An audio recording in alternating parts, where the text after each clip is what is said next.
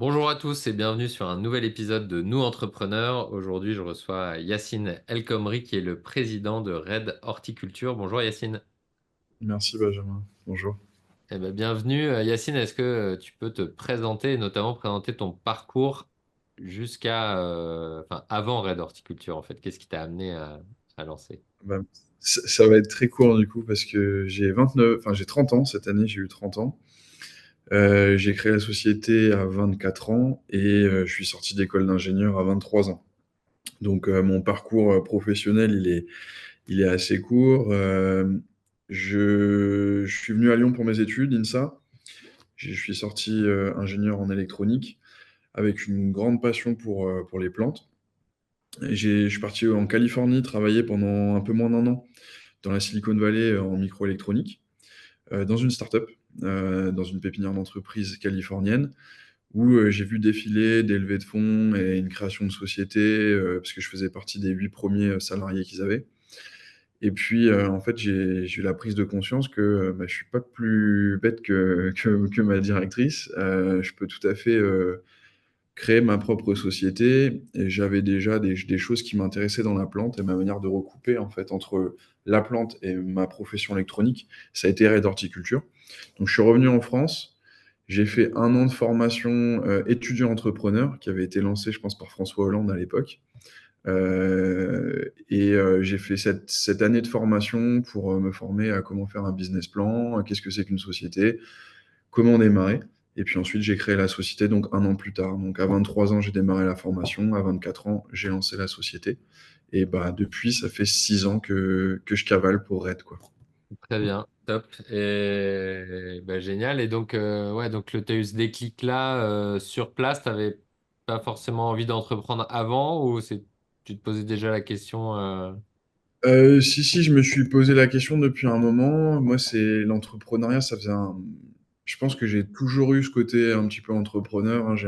J'aimais bien faire les choses par moi-même. J'aimais pas trop qu'on me dise comment je dois faire les choses, mais je voulais trouver les solutions par moi-même. Ce qu'on fait aujourd'hui à Red Horticulture, je l'avais déjà en tête depuis un moment. Après, ça a évolué en fait avec la rencontre de mon associé, cette première année justement de formation, de rencontre du marché. Et puis après, ça a évolué en fait avec les années qui passent, en termes de rôle et en termes de travail. Mais j'avais cette envie de faire les choses par moi-même depuis longtemps en fait. ok, top. Voilà. Et alors, Et qu'est-ce que... Ouais, vas-y. je pense que c'est les États-Unis qui ont fait que, voilà, de voir quelqu'un, entrepreneur, qui n'a pas peur et tout ça, finalement, je viens regarder le parcours classique de dire, ah tiens, je sors d'école d'ingénieur, je vais travailler pour une société. Puis bah, tous mes collègues sont partis travailler plutôt pour des grosses sociétés, Ouais, type Mitsubishi, Valeo, etc. Je me suis Thales, enfin voilà, la plupart de mes anciens camarades sont ouais, partis dans des grosses sociétés. Je me suis plutôt, moi, senti dans ce mode start-up à l'américaine, avec une hiérarchie plutôt euh, flat. Je me sentais beaucoup plus à l'aise là-dedans. Et donc, ça avait totalement du sens pour moi de lancer ma société. Euh, voilà. ok. Bon, alors, que fait Red Horticulture? À qui vous vous adressez? Qu'est-ce que vous leur proposez? Alors, je m'adresse aux maraîchers, les maraîchers de tomates, de concombres, de fraises, beaucoup de jeunes plants. Donc, le jeune plant, hein, c'est une petite plante de tomates de poivrons, d'aubergines, etc., qu'on va préparer en fait en serre sur les mois d'hiver pour ensuite aller en extérieur, que ce soit dans les jardins, dans les champs, ou bien en serre. Et donc, moi, ce que je fais pour ces maraîchers, c'est de l'éclairage.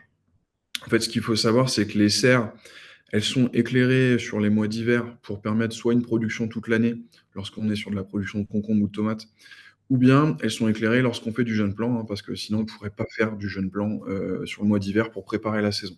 Mm. Et donc les éclairages sont des éclairages qui sont on-off, ce qu'on appelle des HPS, c'est les éclairages jaunes qu'on voyait avant sur les routes, dans les tunnels, Ok, qu'on voit encore toujours, hein. Et en fait, au niveau agricole, il s'agissait, bah, comme pour le reste, de changer les éclairages pour de l'éclairage LED. Sauf que chez Red Horticulture, on a une vision très différente de l'éclairage par rapport à ma concurrence, on va dire, sur le marché. Moi, j'approche la chose d'une manière comme un triangle, en fait. Il y a le hardware, donc la lampe, qui, nous, elle est capable d'être dynamique, donc on peut changer la couleur de cette lampe. Ok, Il y a l'agronomie, donc il y a la... Pourquoi est-ce qu'on change ces couleurs? C'est parce qu'en fait, chacune des couleurs qu'on va apporter à la plante va permettre de façonner la plante. Ça permet, par exemple, hein, si vous apportez différentes couleurs au long de la journée, ça permet d'avoir une plante qui va être plus ou moins trapue, plus ou moins grande.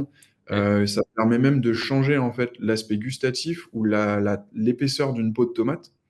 Ça permet de changer le taux de sucre d'une fraise. ok. Donc en fait, on va pouvoir travailler la qualité du produit. On va pouvoir travailler aussi la densité, par exemple, de jeunes plants, la quantité de plants qu'on peut mettre par mètre carré. Donc on va travailler sur cet aspect agronomique. Et puis la troisième aspect, c'est l'aspect software. Donc là, on va en fait avoir des éclairages qui sont en IoT, qui sont connectés, sans fil, avec tout un tas de capteurs qui vont nous permettre de mieux sentir l'environnement et d'adapter la consommation électrique et la couleur de lumière pour réduire au maximum l'impact carbone des cultures, l'impact financier de l'éclairage, hein, le fait de consommer de l'électricité, et l'augmentation des rendements ou de la qualité pour jouer sur le ROI du client. Donc voilà ce que l'on fait. Très bien. Et ouais, ouais, donc ouais, pour les jeunes plants, pour préparer la saison, comment est-ce que font les maraîchers si, s'ils n'ont pas des solutions comme la tienne? Bah, aujourd'hui, ils mettent de l'éclairage on-off HPS qui consomme beaucoup et qui chauffe beaucoup la serre. Ah, ok. Donc c'est ce qu'ils ont fait depuis 20 ans. Et donc nous, on vient en fait là-dessus apporter une couche technologique qui est plus intéressante financièrement et aussi pour leur chiffre d'affaires en termes de vente, puisqu'un meilleur produit, un produit de meilleure qualité, ça se vend mieux. Euh, voilà.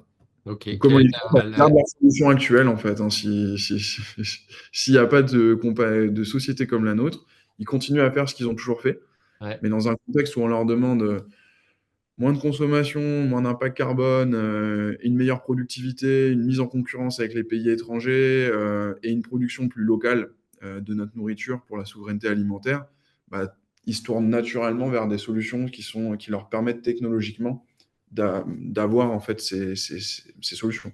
Ok, d'accord. Et bah, justement, tu parles de toutes ces évolutions.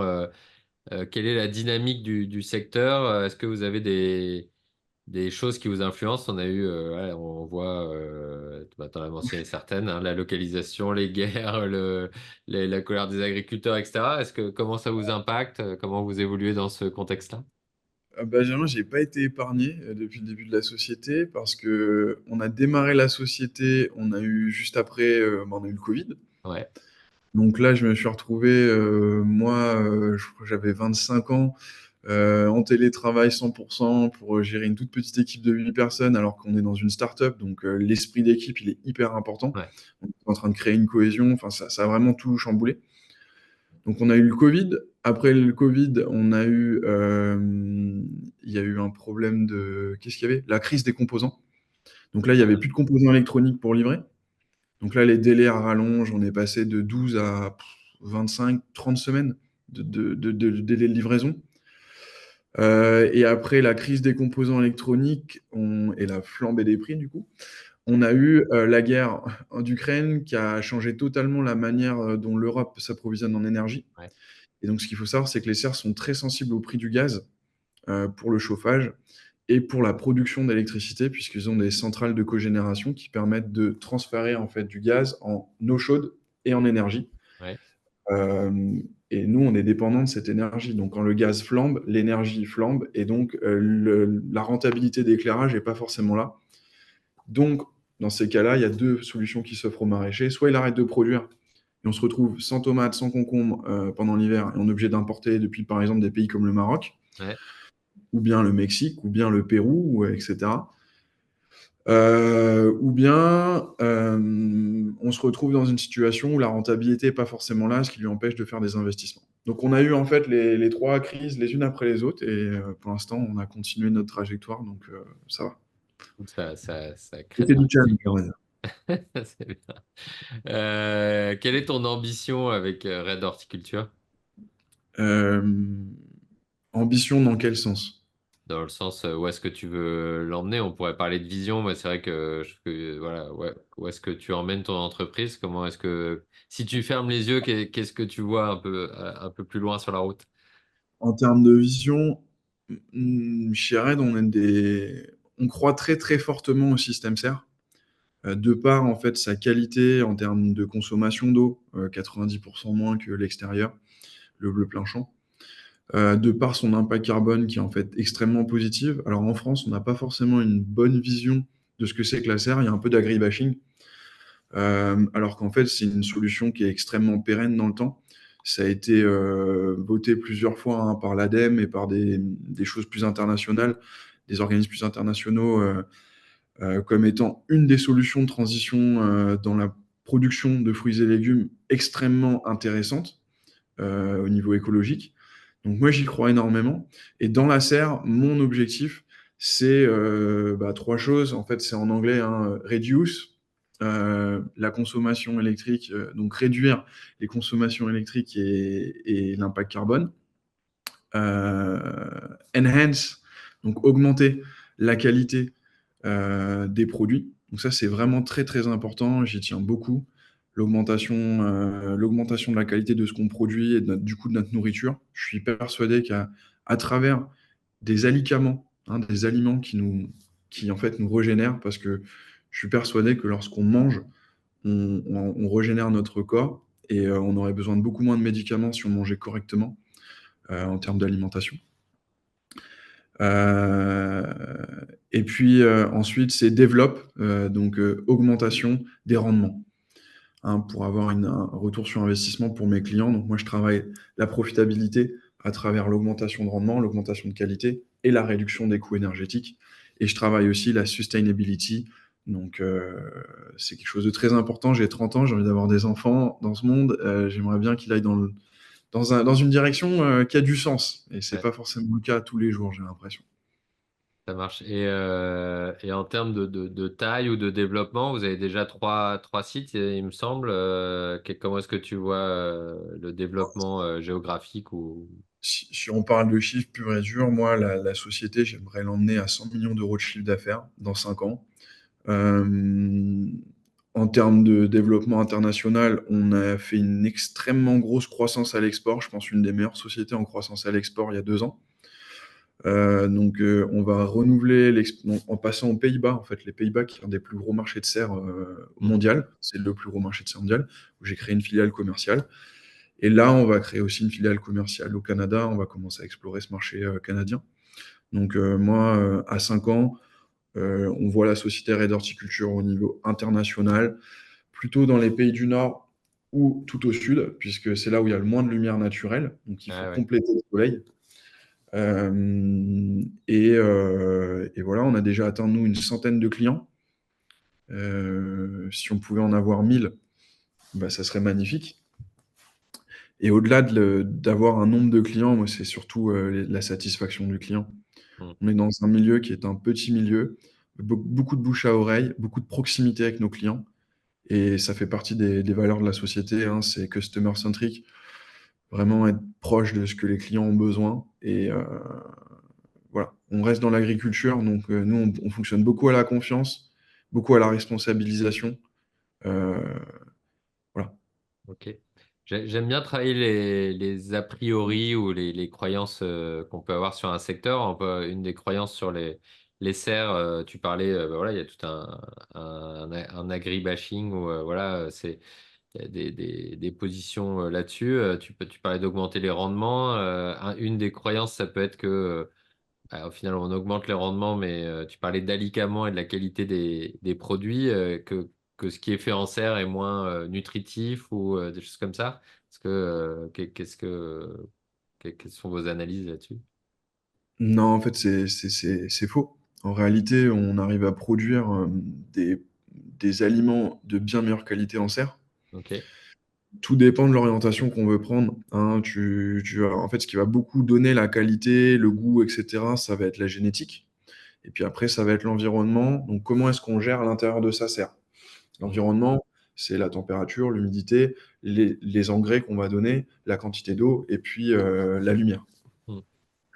En agissant correctement dans sa serre, on peut donner en fait une orientation totalement différente à la plante. On peut donner une orientation d'ultra qualité avec des rendements qui vont être plus faibles, Mais par contre, par exemple, une tomate cerise qui est ultra gustative et qu'on pourra jamais retrouver en fait en extérieur. Ok.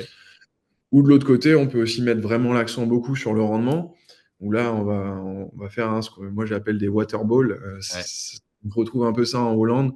On va choisir des variétés qui vont faire beaucoup de rendement. On est sur des variétés qui vont faire à l'export, en fait. Ils exportent leurs tomates. Donc, il faut que ça puisse tenir le transport, etc. Donc, par exemple, en France, on fait de l'ultra qualitatif avec des superbes gariguettes. Il n'y a pas d'autres pays en Europe où on a des fraises aussi bonnes qu'en France. Et nos fraises, gariguettes, elles sont principalement produites en serre. Donc, Ok. on peut trouver des très bons produits en termes gustatifs, en termes de composés secondaires aussi, hein, comme le lycopène, qui est un anticancéreux dans la tomate, et qui sont produits en serre. Beaucoup de personnes pensent que, bah, tiens, j'en ai une là. Une tomate comme celle-ci, vu que c'est une cœur de bœuf, elle est forcément du jardin. Non, en fait, je crois que c'est 96% des productions de tomates, de concombres et de fraises sont en fait faites en serre. Ok. Et donc, les variétés pays, on peut faire des super choses en serre. Il y a de la très très bonne qualité.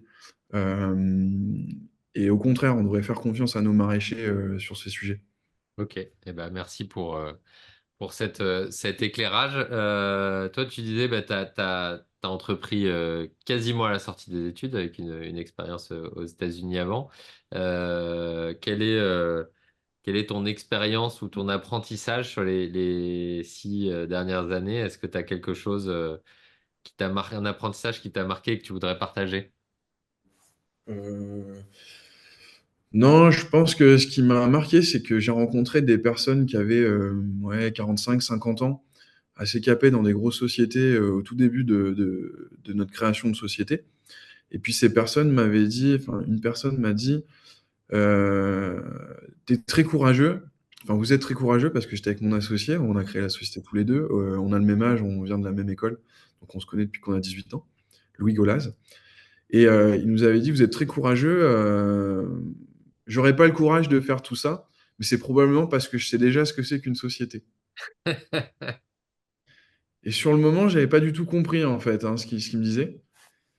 Et aujourd'hui, à chaque fois qu'on a fait un pas et qu'on a, en fait, c'est effectivement, je me rends compte, bah, en fait, le fait de ne pas avoir eu d'expérience professionnelle très grande par le passé. Effectivement, je savais pas ce que c'était qu'un ERP, je savais pas ce que c'était que la législation RH française, je savais pas ce que c'était beaucoup, beaucoup, beaucoup d'éléments. Et en fait, c'est pas par pas qu'on a appris. Et donc, je pense que quand on a la tête bien faite, qu'on a les ambitions, la vision, l'envie, la passion, après, on fait pas après pas sans se poser de questions. Et puis à un moment donné, on se retourne, on dit, ah ben j'ai déjà... Finalement, c'est un beau chemin qu'on a parcouru. On est très fiers de ce qu'on a fait avec notre équipe. Et en même temps, au quotidien, on regarde la montagne qui est en face, on dit il y a encore un paquet à gravir. Donc, ouais, je pense que j'aurais. Ouais. Ce que j'ai appris, c'est que il faut pas trop anticiper les problèmes, il faut faire les choses les unes après les autres, continuer d'avancer, faire de son mieux. Et on progresse énormément à titre enfin, personnel et professionnel, que ce soit nous, entrepreneurs, ou notre équipe. Ouais. Excellent. Donc toi, tu trouves que c'est peut-être plus ceux qui entreprennent à 40 ans ou à 50 ans qui sont les plus courageux parce qu'ils savent ce que c'est. Ouais, ah ouais, tout à fait, tout à fait. Et puis en termes d'énergie, c'est quand même, c'est énorme l'énergie qui est demandée. C'est énorme. Donc les personnes qui entreprennent à 40 ans avec deux enfants, je ne sais pas comment ils font. Bah, on en parlera, c'est ce que c'est ce que j'ai fait en me disant que j'aurais dû le faire avant. Génial. C'est quoi ton prochain apprentissage, justement? Tu parlais de ton ambition de faire développer ton entreprise significativement. Qu'est-ce qu'il va falloir que tu apprennes? En quoi ça va changer aussi ton rôle de dirigeant? Il y a eu, donc moi je t'ai dit que j'étais ingénieur en électronique, donc au début beaucoup les mains dans le cambouis sur le produit. Il y a eu une grosse phase d'apprentissage de qu'est-ce que c'est que déléguer Mm. et en fait de mettre vraiment les responsabilités et donner les capacités aux gens de pouvoir exprimer en fait leur savoir-faire, leurs compétences et de nous décharger de ce travail, de faire confiance. Donc ça a été une grosse phase d'apprentissage. Aujourd'hui, mes prochaines phases d'apprentissage, je les vois à titre personnel plutôt dans la mise en place d'objectifs, l'exécution en fait. Savoir où on va, savoir la stratégie, c'est une chose. Après, comment l'exécuter, tout en déléguant totalement les éléments, c'en est une autre. Donc c'est plutôt dans cet aspect, mettre des objectifs clairs et laisser les équipes dérouler ces objectifs et les suivre. Ça, c'est ma deuxième phase d'apprentissage, puisque jusqu'à maintenant, les objectifs, je les faisais avec eux. Ouais. Donc là, je vais passer dans un autre mode. Donc ça va être une nouvelle phase Ça d'apprentissage. veut dire, comment je l'entends, c'est apprendre ton équipe à devenir eux-mêmes aussi des managers qui sont capables d'accompagner leurs propres équipes sans que toi, tu aies accès forcément directement aux personnes qui vont exécuter derrière, Ouais, notamment. tout à fait. En fait, pour donner un petit peu de contexte, la société Red, on est passé de 9 à 40 personnes en moins de 2 ans. Hmm. Donc, il y a encore beaucoup de savoir-faire, encore beaucoup d'historique que seuls les entrepreneurs ou le petit noyau de départ possèdent. Et donc, il y a une grosse phase de transmission, de transition, de responsabilité qui prend du temps. Hmm. Et oui, l'idée, une fois que cette transition est faite, c'est de totalement responsabiliser les gens sur chacun à leur niveau, de step up et de permettre, justement, de me permettre de prendre plus de hauteur, pouvoir anticiper plus de choses et de pouvoir mettre des objectifs qui sont mieux établis, plus chiffrés et de pouvoir avancer en fait. Ok, top. On arrive à la fin déjà de ce format qui est assez court. Est-ce qu'il y a un sujet qu'on n'a pas abordé, quelque chose sur lequel tu as envie de t'exprimer? Non, pas particulièrement. Non, je sais pas. Un message à passer à d'autres dirigeants du Rhône, Ouais, soyez passionnés, poursuivez votre passion, comme moi je le fais. Je pense que c'est ça qui nous anime tous, hein, de vouloir changer les choses. Je pense qu'actuellement, le monde, on le voit là, il prend plein de directions qui sont pas forcément compréhensibles. En tout cas, pour moi, c'est un petit peu étrange, hein, les derniers événements, Hmm. les guerres, ouais, parfois même les oppositions de pensée, comme le racisme, etc., hein. Moi, je suis Yacine El Khomri, donc voilà, c'est des choses que j'ai du mal à comprendre. Soyons passionnés, soyons, aidons-nous les uns les autres. Essayons de changer le monde en tant qu'entrepreneurs. Je pense que c'est ça qui nous anime, c'est à notre échelle, de travailler pour changer quelque chose. Essayons de changer le monde dans une direction qui fait du sens pour nous et pour nos enfants. Laissons quelque chose qui a du sens derrière nous. On fait beaucoup de choix des fois qui sont business, business, business, business. Ok, le business, forcément, c'est notre intérêt. On doit faire avancer notre société, mais il ne faut pas oublier qu'on est là pour donner du sens. Si nous, on ne le fait pas, je ne vois pas qui le fera. Cool. Bah, merci pour cet appel. Je te rejoins sur le fait qu'on a un très bel outil entre les mains quand on est entrepreneur et qu'on peut faire plein de choses avec. Donc, merci pour cet appel et ce message assez touchant, j'avoue. Et puis, merci pour ton partage sur l'interview aujourd'hui. Et puis voilà, à bientôt à tous sur un nouvel épisode de Nous Entrepreneurs. J'allais dire, Benjamin, manger des tomates. Oui, manger des tomates. Très bien. Cool. Des tomates comme ça. Top. Merci Yacine.